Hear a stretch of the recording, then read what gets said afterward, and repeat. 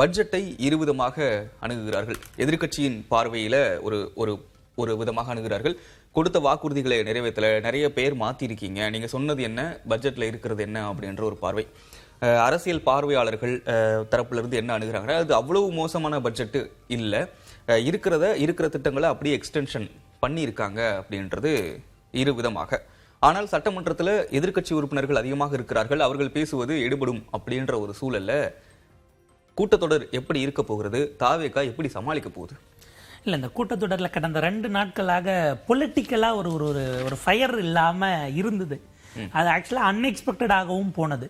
ஆரம்பத்தில் இந்த பட்ஜெட்டுக்கு முந்தின நாள் உதயநிதி கைதான போது என்ன ஒரு விஷயம் பேசப்பட்டதுன்னா, இப்போ ஒருவேளை அது கரெக்டு தானோன்னு தோணக்கூடிய அளவுக்கு இருக்குது இந்த பட்ஜெட். எதிர்பார்க்கக்கூடிய அளவுக்கு அல்லது விஜய் அவர்களின் மீதான அவரை கொடுத்த வாக்குறுதிகளில் பெரிய அளவுக்கு வரப்போறதில்லை, ரொம்ப ஒரு நார்மலான ஆவரேஜான பட்ஜெட்டாக இருக்க போதுங்கிறதுனால தான் ஹைப்பு அதை விட்டு வேற ஒரு விஷயத்துக்கு போனாலும் பரவாயில்லை என அந்த கைது நடவடிக்கை அந்த நேரத்தில் எடுக்கப்பட்டதான ஒரு கேள்வி எழுப்பினோம்னா, ஒருவேளை இந்த பட்ஜெட்டை பார்க்கும்போது அப்படித்தானா? ஏன்னா அவர் வாயால் கொடுத்த வாக்குறுதிகள்ங்கிறத மாதம் செலவாகக்கூடியதை அவர் எதுவுமே சொல்லலை, அல்லது இந்த பட்ஜெட்டில் அது இல்லை, நேரம் எடுத்துக்கலாம், அவங்க வாக்காளர்கள் அதை ஏற்றுக்கிறாங்க, அதெல்லாம் வேற. ஆனால் இந்த பட்ஜெட் கூட்டத்தொடர் உள்ளபடியே மிகப்பெரிய சவாலாக, ஏன்னா இதில் தாவேகா எதிர்பார்த்தது அப்படிங்கிறது கைது நடவடிக்கைக்கு பிறகு திமுக மிக நிச்சயமாக உள்ள வந்து பிரச்சனையை கிளப்புவார்கள், வெளிநடப்பு ஆவார்கள் அப்படிங்கிறத ஏற்பாடு பண்ணி அல்லது அதை எதிர்பார்த்து ஒரு விஷயம் செஞ்சா திமுக ரொம்ப காமா உட்கார்ந்து கம்ப்ளீட்டா பட்ஜெட் முழுக்க கேட்டுட்டு அவங்க நோட்ஸ் எல்லாம் எடுக்கக்கூடிய காட்சிகள் எல்லாம் நம்ம பார்த்தோம். அப்ப எதிர்பார்த்தது ஒன்று, இவங்க அதுக்கு பதிலாக ஒரு சர்ப்ரைஸை கொடுக்கிறோம் என்பதாக உட்கார்ந்து விட்டார்களா? இதுல 2 விஷயம். கடந்த கூட்டத்தொடரில் திமுக செய்த 2 தவறை கோர்ஸ் கரெக்ஷன் பண்ணியிருக்காங்க, நம்ம அதை பார்க்கணும். முதலாவதாக பார்ட்டி ஃபண்ட் அப்படின்னும் போது போன முறை எழுந்து சிலர் கொந்தளிச்சாங்க. அப்ப அதற்கு பின்னாடி முதலமைச்சர் ஒரு இடத்துல குறிப்பிடும் போது எந்த பார்ட்டினே சொல்லலையே, நீங்க ஏன் கொந்தளிக்கிறீங்க அப்படிங்கிற கேள்வியை எழுப்பினார்.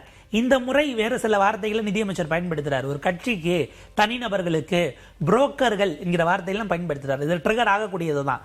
ஆனா கடந்த முறை இப்ப அவங்க சொன்னதுக்கு நம்ம ரியாக்ட் பண்ணி இந்த முறை லைவ் காட்சிகளோட இருக்கு. அவங்க வெளிநடப்பு பண்ணும்போதும் போன ஃபேஸ் ரியாக்ஷன்ஸ் எல்லாம் பார்த்துட்டு அதெல்லாமும் வைரல் ஆச்சு, சர்ச்சையாச்சு, பேக் ஃபயரும் ஆனதுங்கிறதுனால இந்த முறை அதுக்கு பெரிய ரியாக்ஷன் கொடுக்கல. ஏதோ 1-2 இடம் அப்படி மைல்டாக வந்த மாதிரி இருந்தது. சபாநாயகர் கண்டினியூ பண்ணுங்கன்னுட்டார். இது ஒன்று. இரண்டாவது, போன முறை இந்த வெளிநடப்பு என்ன பேசிட்டு இருக்கும்போது வெளிநடப்பு பண்ணாங்களோ அந்த கருத்துக்கு பயந்து தான் போறாங்க என்பதாகவும் பேக் ஃபயர் ஆச்சு. ஸோ நீங்க எதிர்பார்த்தது நாங்கள் வெளியில போனோம், அதே போல முதலமைச்சர் கடந்த முறை சொன்ன மாதிரிலாம் சட்டமன்ற கதவுகளை மூடிட்டெல்லாம் ஒன்றும் நடக்க போறது இல்லை, நாங்கள் வெளியில போயிடுவோம், நீங்க ஈஸியா செஞ்சிடலாம்னா இல்லை, உள்ள உட்காந்து நாங்க ஒரு ட்விஸ்ட் தரோம் என்பதாக. அதாவது உதயநிதி கைது நடக்கவில்லை என்றாலும் இந்த முறை உள்ள இருந்து குவெஸ்டின்ஸை கேட்டு அவங்களுக்கு தெரியலன்னு அம்பலப்படுத்துவது தான் திமுகவினுடைய திட்டம். கைது நடந்த பிறகும் கூட அதிலேயே ஸ்டிக் ஆன் பண்ணிட்டாங்க அப்படிங்கிற ஒரு பார்வை இருக்கு. அப்ப நீங்க பொலிட்டிக்கலி சார்ஜ்டு அட்மாஸ்பியரா உள்ள வந்தும் கூட தாவேகா கொடுத்த சர்ப்ரைஸ் பட்ஜெட்டுக்கு முந்தின நாள் கைது, இவங்க கொடுத்த சர்ப்ரைஸ் அந்த கைதை நாங்க அரசியலா வெளில பார்த்துக்கிறோம், இங்க பட்ஜெட்டுக்குள்ள நம்ம பேசுவோம் வாங்க என்பதற்காகத்தான் இப்போது பிளான் பண்ணி உள்ள இறங்கியிருக்காங்க. இதுல டிஃபெண்ட் மூட நம்ம பார்க்க முடியாதா? லாஸ்ட் டைம் பார்ட்டி ஃபண்ட் இந்த மாதிரியான விஷயங்களை பேசும்போது திமுக அதிகமான இடங்கள்ல பதில் கொடுத்தாங்க. அந்த அதிகமான கேள்விகள் திமுகவை நோக்கி இருந்தது, பதில் கொடுத்தாங்க. பார்ட்டி ஃபண்ட், டிரான்ஸ்பரன்சி, ஊழல் ஒழிப்பு இந்த மாதிரியான விஷயங்களை அவர்கள் பேசும்போது நம்ம ரியாக்ட் பண்ணோம் அப்படின்னா நாம வெளியே நிறைய பதில் சொல்ல வேண்டியிருக்கு. ஏன்னா இவ்வளவு நாள் நம்ம ஆட்சியில் தான் இருந்திருக்கோம். ஸோ அவங்க பேசும்போது நம்ம அதை கடந்து போறது அப்படின்ற இடத்துக்கு ஒரு டிஃபெண்ட் மூடா இது உங்களுக்கு தெரியலையா? இல்ல, அடிப்படையில் நீங்க பார்ட்டி ஃபண்ட்னாலே கடந்த 5 ஆண்டுகளில்னா திமுக ஆட்சியில் அதிமுகவும் பிஜேபியும் விசிகாவும் காங்கிரஸ் காசு வாங்கி இருக்க போறாங்க. அன்னைக்கு மினிஸ்டர்ஸா யார் இருந்தாங்களோ திமுகவை குறித்தது, அதனால உங்களை சொல்லங்கிறது லாஜிக் கிடையாது. ஆனா இப்படி ஒரு கவுண்டர் வைக்கும் போது நீங்க தான் பதறீங்க என்னும் போது அந்த விஷுவல் ஷாட்டோட அது எடுபடும் போது வேற ஒரு இம்பாக்டை காட்டுது. வேற ஒரு விதமா கேட்போமே, நிதியமைச்சர் மரியவில்சன் அவர்கள் பட்ஜெட்டுக்கு ஒரு 3-4 நாட்களுக்கு முன்பாக ஊழல் பட்டியல் ஒவ்வொன்றத்தையும் நாங்க பட்ஜெட்டோட வெளியிடுவோம். யூசுவலா பட்ஜெட்டுக்குள்ள அப்படி எல்லாம் ரிலீஸ் பண்ண முடியாது. அப்படிதான் இருந்தா சம்பந்தப்பட்ட செயலாளர்கள் மூலமாக டிவிஎஸ்சிக்கு கம்ப்ளைண்ட் கொடுத்துக்கலாம், அது தனி. பட் இப்போ வரைக்கும் நீங்க எதை சொல்லல. ஒண்ணு. இரண்டாவது, லீக்கேஜ் அப்படிங்கிற விஷயத்தை பேசினீங்களே தவிர ஏறத்தாழ முதலமைச்சர் 30% வரைக்கும் அவர் தாவேகா தலைவராக மட்டுமே இருந்த காலகட்டத்தில் 30% ஸ்டாலின் சார் டாக்ஸா, சிஎம் டாக்ஸா வெளியில போகுது, அது உள்ள வந்துரும் அப்படின்னாரு. அப்ப அப்படி பார்த்தா இந்த முறை நம்மளுடைய நிதி அப்படிங்கிறது கூடி இருக்கா, நம்மளுடைய ஓவரால் பட்ஜெட்னா இல்ல, இப்பதான் வெளியில போலியே அந்த பணம் உள்ளே தானே இருக்கு அப்படிங்கிறதுக்கு பதில் இல்லை. லீக்கேஜ் என்பது எத்தனை சதவீதம் லீக்கேஜ் உள்ள வந்துருச்சுன்னா நமக்கான ரெவென்யூ டெபிசிட் வருவாய் குறைவு குறையணும் இல்லையா? அப்ப இதெல்லாம் இத பாயிண்டா எழுப்ப போறாங்க. அரசு கட்டுற வட்டியே அதிகமா இருக்கணுமே அப்படினா அரசுக்கான வருவாய் குறைவுங்கிறது அதிகமா இருக்கு. அரசினுடைய சொந்த வருவாயும் நீங்க எஸ்டிமேட் பண்றது கடந்த ஆண்டை விட குறைவா இருக்குன்னா அப்ப அதெல்லாம் நாங்க போன பிறகு இப்ப திரும்ப திரும்ப எழுப்பினது 10 ரூபாய் தான் இப்ப உங்க ஆட்சியிலும் தொடருதுன்னா அப்ப அதை நாங்க வாங்கலன்னு தானே அர்த்தங்கிறதுக்கு பதில் இல்லை. அப்ப இந்த மாதிரி இதை பின் பாயிண்டடா அவங்க என்னன்னா நீங்க ரியாக்ட் பண்றீங்க இல்ல எமோஷனலா போறீங்க, வார்த்தைக்கு வார்த்தைன்னு கொடுத்தா அடுத்தடுத்து கைதுகள்ங்கிற இடத்துக்கு போறாங்க இல்லையா? ஸோ இனிமே சேஃப் பிளே பண்ணிக்கலாம். சேஃப் பிளேனா உள்ள இருந்து பின் பாயிண்டடா கேள்வி கேட்டா பதில் இல்லைன்னா அவங்க ஆட்டோமேட்டிக்கா எக்ஸ்போஸ் ஆகிக்கலாம்னுட்டு ஒரு ஸ்ட்ராட்டஜியை சேஞ்ச் பண்ணியிருக்காங்களோ என்பதாகவும் பார்க்கணும். டிஃபென்ஸ்ங்கிறத தாண்டி நீங்க கமிட் பண்ணிக்கிற மாதிரி ஆகுது இல்ல, நீங்க எழுந்ததுக்கு பதில் சொல்ல ஆரம்பிக்கிறீங்கனாலே குற்றமுள்ள நெஞ்சுதான் குரு இருக்கும்னா அது ரொம்ப பிளைனா அது மட்டும் நின்றோம். நீங்க சொன்ன பதில் இருக்க லாஜிக்கு இந்த விவாதத்துக்கே வர மாட்டேங்கிறாங்கன்னும் போது கேமோட ரூலை நம்ம மாத்திக்கணும் அப்படின்னு ஒரு முன்னெச்சரிக்கையோட ஏதோ ஒரு திட்டத்தோட தான் அவங்க உள்ள வராங்கன்னு பார்க்க வேண்டியிருக்கு. சுவாமிநாதன், புகார் பட்டியல் திமுகவுக்கு நிறைய இருக்கிறது. பட்ஜெட் விமர்சனம், கடன் விவகாரம், காவிரி பிரச்சனை, இப்படி ஏகப்பட்ட பிரச்சனைகள் இருக்கக்கூடிய ஒரு சூழல்ல இது திமுகவுக்கான ஸ்பேஸ் கிடையாதா? திமுக சேஃப் கேம் தான் ஆடுவாங்களா? இல்ல, திமுகவை பொறுத்தவரை நண்பர் புண்ணியவளவன் அவர்கள் சொல்வது போன்று கிட்டத்தட்ட இந்த முறை கொஞ்சம் வியூக முகத்து கொண்டுதான் உள்ளே இறங்கியிருக்காங்க. பட் அவங்க பேசுறதோட நீட்சியா என்னிடம் ஒரு கருத்து இருக்கு. நீங்க சட்டமன்றத்துல பார்ட்டி ஃபண்ட் அப்படின்னு சொன்ன உடனே உதயநிதி ஸ்டாலின் அவர்கள் எழுந்தது ஒரு பிரச்சனையாகுது. கிட்டத்தட்ட அது முதல்வர் பேசுறாருல, இனிமேல் நான் சட்டமன்றத்தின் கதவுகளை அடைக்கணும், அது வைரல் ஆயிருது. அது கிட்டத்தட்ட ஜென்சி தலைமுறை கிட்ட பெரிய லெவல பேசு பொருளாயிருது. அப்ப திமுக விஜய் அவர்களுடைய வியூகத்துக்கும் ஈடு கொடுத்து வேலை செய்ய வேண்டியிருக்கு. நீங்க கடந்த கால அதிமுகவை எடப்பாடி பழனிசாமி அவர்களை அணுகியது போன்றோ, கிட்டத்தட்ட கடந்த கால திமுகவை அணுகியது போன்றோ இந்த கட்சியை அணுக முடியாது. அது அவர்களுக்கான முதல்ல ஒரு மெசேஜ். அதை உணர்ந்திருக்காங்க. உணர்ந்ததுனாலதான் நீங்க கைது செய்யப்பட்ட மறுநாள் கூட அது ஒரு பெரிய பேசு பொருளாக சட்டமன்றத்துக்குள்ளேயும் ஆக்காம, வெளியில அதை ஒரு பெரிய பேசு பொருளாக்காம அதை கடந்து போறாங்க. கிட்டத்தட்ட அந்த சம்பவத்தை அவர்கள் கடந்துதான் போறாங்க. நீங்க கேட்டது மாதிரி இப்ப நிறைய வாய்ப்புகள் திமுகவுக்கு இருக்கு கேள்விகள் கேட்பதற்கு. காவிரி, மேகதாது விவகாரம், பட்ஜெட்ல இவர்களுடைய திட்டங்களை தான் தொடர்வது, 2 திராவிட கட்சிகள் கொண்டு வந்தவருடைய நீட்சி தான், இது மாற்றமா ஏமாற்றமா நிறைய கேட்கலாம். பட் இது எல்லாவற்றுக்கும் இவர்கள் தாவேக்காவை பொறுத்தவரை நாம் அவர்களை ரொம்ப க்ளோஸா பார்த்தவரை திமுக எழுப்புகிற கேள்விகளுக்கெல்லாம் பதில் சொல்வார்களா? சொன்னால் தானே அங்க அந்த இடத்துல ஒரு பிரச்சனையே எழும். இவர்கள் பதில் சொல்லாமல் பெரும்பாலான கேள்விகளை கடந்து போகிற ஒரு கட்சியாகத்தான் இருப்பாங்க. சரி, அவங்க கடந்து போயிட்டாங்க, அது எப்படி மக்களுக்கு தெரியும்? லைவ் கொடுக்குறாங்க, சட்டமன்றத்தின் நேரலை காட்சிகள் கொடுக்குறாங்க. அந்த நேரலைய அவர்கள் எப்படி ஒளிபரப்புவாங்கிறது நாளைக்கு நமக்கு விடை தெரிந்து விடப்படும். இனிமேல் வரக்கூடிய நாட்கள்ல தான் அந்த நேரலை விவகாரத்துல எந்த அளவுக்கு உண்மைத்தன்மையோடு இந்த அரசு இருக்க போகிறது, தாவேக அரசு இருக்க போகிறது இருக்கு. சோ அது ஒரு வாய்ப்பாக இருக்கு. முதல்வர் ரொம்ப முக்கியமான விஷயங்களை தவிர்த்து பிற விஷயங்களை பேசவே மாட்டார். இதுதான் அவருடைய அணுகுமுறை. கடைசி நாள்ல மொத்தமாக ஒரு உரையை அவர் ஆற்றி விட்டு சென்று விடுவார். அதுல பல விஷயங்களை இவர்களை நோக்கி திருப்பி விட்டுட்டு போயிடுவார். அப்படித்தானே கடந்த காலங்களிலேயே நம்ம பார்க்கக்கூடிய அணுகுமுறையா இருக்கு. தாவேகாவினுடைய அணுகுமுறை என்பது அப்படிதான் இருக்கு.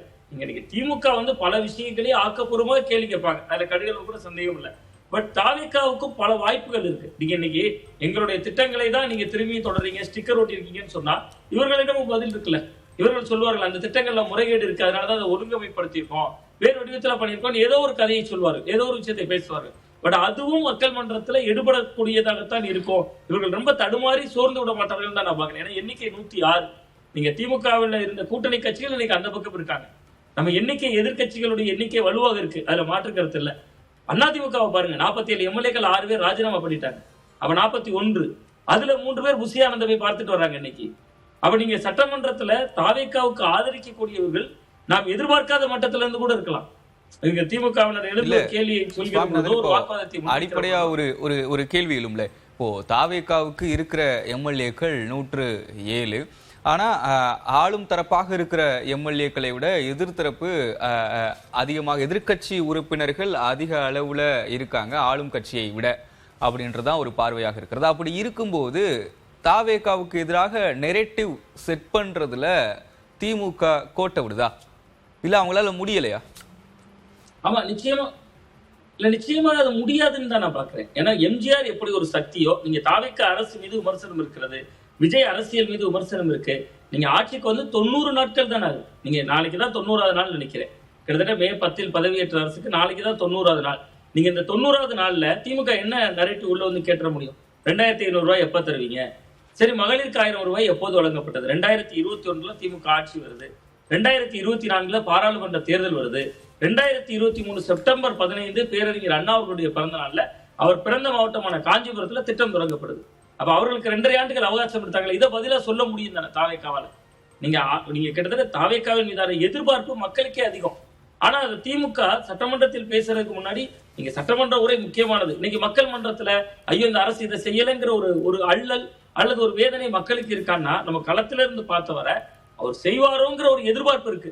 அவ்வளவுதான். அது அதிருப்தியாக முழுதாக வெளிப்பட்டு விடல. அதை திமுக தான் உருவாக்கணும். நீங்க ஒரு உதயநிதி ஸ்டாலின் அவர்கள் கைது செய்யப்பட்ட விவகாரமாக இருக்கலாம், இந்த சம்பவத்துக்காக கைது செய்யப்பட்டார். அவர் கைது செய்யப்பட்டது எவ்வளவு தவறோ அதே போன்று மக்கள் மன்றத்துல இப்படி பேசியா கைது செய்யப்பட்டார்னு பேசிருக்கேன். அப்ப தாவேக்காவோட ஆட்டம் தானே ஒரு சாதுரியமான ஆட்டமா நான் பாக்குறேன். நீங்க திட்டங்களே பாருங்களேன், திமுகவுடைய திட்டங்களை விட அதிமுகவோட திட்டங்களை எல்லாம் கபலீகரம் பண்ணிக்கிறார். அதிமுகவோட பல திட்டங்களை அவர் கபலீகரம் பண்ணிக்கிறார். அப்படி கபலீகரம் பண்ணிக்கிறப்ப களத்தை இருமுனை போட்டியாவும் மாத்துறாரு. நான் அதான் சொல்றேன், எஸ்பி வேலுமணி அவர்கள் போய் இன்னைக்கு ஏன் புசியானந்த் அவர்களை பாக்குறாரு? நீங்க எத்தனை நாள் அந்த பகை போயிட்டு இருக்கு, இவ்வளவு நாள் சண்டை மோதல்கள் இருந்துகிட்டே இருக்கு. இன்னைக்கு புசியானந்த் அவர்களை எஸ்பி வேலுமணி பாக்குறாரு, CV சண்முகம் பாக்குறாரு, அன்பழகன் பாக்குறாரு, எல்லாருமே முன்னாள் அமைச்சர்கள் பாக்குறாங்க. நான் அதை தான் சொல்றேன், அந்த எண்ணிக்கையை நம்ம பேசுறோம்ல, நீங்க 106 பேர் தான் இன்னைக்கு தாவேக்காவோட பலம். எதிரில் இருக்கிறது பெரிய எண்ணிக்கைங்கிறோம்ல, அதுல இந்திய யூனியன் முஸ்லீம் லீக் 2 பேர் இருக்காங்க, 2 பேர் விசிகா இருக்காங்க, 4 கம்யூனிஸ்ட்காரர்கள் இருக்காங்க. அவங்க வலியுறுத்த தான் முடியும். இன்னொன்னு அதிமுகவில் இருந்த 6 சட்டமன்ற உறுப்பினர்கள் ரிசைன் பண்ணிட்டாங்க. இன்னும் அதிமுகக்குள்ளேயே தாவேக்கா சார்பு நிலை கொண்ட எம்எல்ஏக்கள் இருக்காங்க. யாரும் நமக்கு வெளிப்படையா இன்னும் தெரிந்து விடாது. இன்னொரு முக்கியமான இடம் எனக்கு தோன்றுகிறது. இப்ப புன்னைவளவன் அவர்கள் கருத்துல இருந்தா நான் அதையே எடுத்துக்கிறேன். கிட்டத்தட்ட உதயநிதி ஸ்டாலின் அவர்கள் கைது, அந்த கைதுக்கு பின்னால் ஒரு செய்தி இருக்கே, அது என்ன செய்தி சொல்லுது? தாவேக்காவினுடைய அடக்குமுறை தான். அதுல மாற்று கருத்து இல்லை எனக்கு. அடக்குமுறை தான் ஜனநாயகத்துக்கு ஆபத்தானதா, சவாலானதான். பட் நீங்க ஒரு சட்டமன்ற கதவை மூடிட்டு தான் இன்னைக்கு கூட்டம் நடத்த வேண்டிய தேவை இருக்குன்னு முதல்வர் பேசுகிறார். பதிலுக்கு மார்கண்டேயன் அவர்கள் அப்படி பூட்டி விட்டு பேசினால் எலும்பு முறியுங்கிறாரு. அவர் ஜாமீன் வாங்கி தான் இன்னைக்கு வெளியில் வந்திருக்கிறார். அனிதாராதாகிருஷ்ணன் அவர்கள் கைது செய்யப்படுறாரு, உதயநிதி ஸ்டாலின் அவர்கள் கைது செய்யப்படுறார். கிட்டத்தட்ட தான் ஒரு ஜெயலலிதா என்கிற இடத்திற்கு விஜய் தன்னைத்தானே முன்னகர்த்துகிறார். அப்ப அவர் ஜெயலலிதாவோடு ஆளுமையோடு பேசவும் செய்வாங்க, இவர் பேசவும் மாட்டுகிறார். ஆனா அது போன்ற ஒரு இடத்தை அடைய வேண்டும் என்கிற ஒரு இலக்கோடு பயணிக்கிறார். அப்ப நீங்க பாத்தீங்கன்னா அந்த எதிர்வரிசையில் இருக்கக்கூடிய எம்எல்ஏக்கள் அதிமுக இவ்வளவு வீரியமாக எதிர்ப்பார்களா? அது ஒரு கேள்வியாக இருக்கு. சோ அது ஒரு வகையில ஒரு பாதுகாப்பான ஆட்டமாக தாவேக்காவுக்கு இருக்கும் அப்படின்னு தான் எனக்கு பேசுவோம்.